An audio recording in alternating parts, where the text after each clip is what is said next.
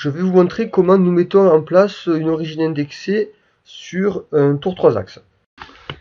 Alors dans un premier temps, pourquoi nous devons créer des origines indexées sur un tour 3 axes?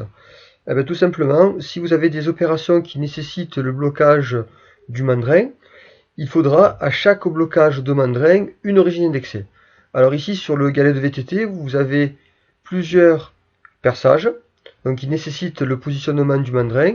Donc pour chaque perçage, il faudra créer une position indexée.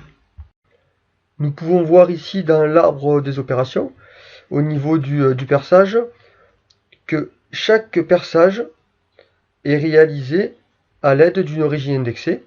Alors pourquoi? Du fait que le mandrin doit se positionner à une position bien définie par rapport au trou à effectuer. Alors dans cet exemple-là, donc l'exemple de l'hexagone, nous avons une rainure à ce niveau-là. Donc pour créer cette rainure, il va falloir bloquer le mandrin. Qui dit bloquer le mandrin dit création d'une origine indexée. Alors nous allons voir maintenant, dans cet exemple-là, comment créer les origines indexées. Alors en amont, j'ai déjà créé un document d'assemblage avec la pièce à faire. Donc nous allons essayer de réaliser les origines indexées de ces 4 perçages sur le tour 3 axes. Alors, donc j'ai déjà créé ma phase de tournage avec le TBI de l'atelier, TBI 500. Donc je clique sur l'origine et je viens dans un premier temps réaliser mon origine principale. Parce que vous avez toujours une origine principale et des origines indexées. Alors je vais créer mon origine principale par exemple sur la face de devant, en cliquant sur l'arête et en ayant mon Z dans le bon sens. Voilà. Donc ici j'ai créé mon origine principale. Alors je vais maintenant créer mes 4 origines indexées puisque j'ai 4 perçages qui nécessitent le blocage du mandrin du tour 3 axes.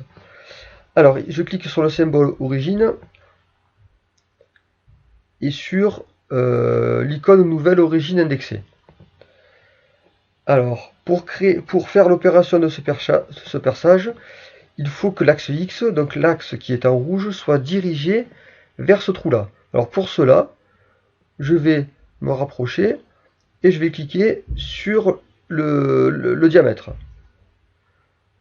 Donc ici on voit que l'origine s'est décalée. Donc j'ai une deuxième origine. Et l'origine s'est créée avec un angle de 45 degrés. Pour le deuxième, je reclique ici.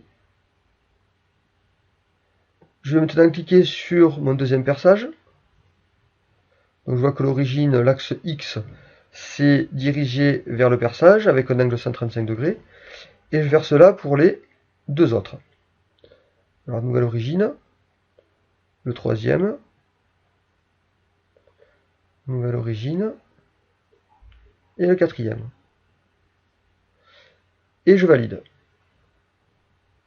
Alors ici, nous pouvons voir mon origine principale que j'ai créée au tout début, ainsi que mes origines indexées. Alors si toutefois vous voulez percer donc ce trou-là, il va falloir activer l'origine et faire seulement ce perçage-là. Si je dois réaliser ensuite ce perçage-là, je vais activer ma deuxième origine